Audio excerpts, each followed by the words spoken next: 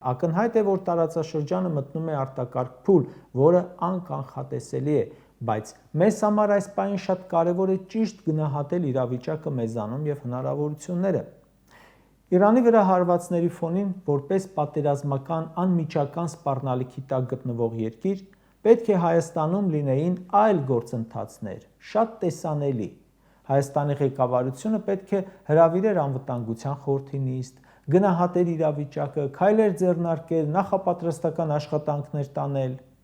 Այնինչ Նիկոլ Փաշինյանը ընտանիքի անդամին վերցրել ու պետական միջոցներով, պետական ինքնաթիռով թռել Չեխիա, իբր ֆորումի։